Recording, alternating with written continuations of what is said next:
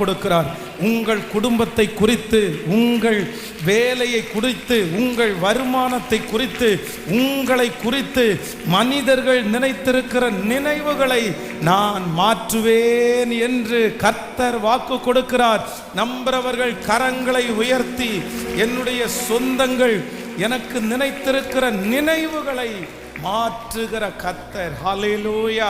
இந்த மாதம் ஆணித்தரமாய் அதை விசுவாசிங்கள். தாவீதை குறித்து அங்கே இருக்கிறவர்களுக்கு ஒரு யோசனை இருந்துச்சு, சவுல் ராஜாவுக்கு ஒரு யோசனை இருந்துச்சு, சொந்த பந்தங்களுக்கு ஒரு யோசனை இருந்துச்சு, அம்மா அப்பாவுக்கு ஒரு யோசனை இருந்துச்சு. ஆனால் வேதம் சொல்லுகிறது, எல்லாருடைய யோசனையும் ஆண்டவர் மாற்றி கர்த்தர் அவர்கள் நினைக்கிறதற்கு எதிர்மறையாய் தாவீதை கர்த்தர் அலங்காரம் பண்ணினார்.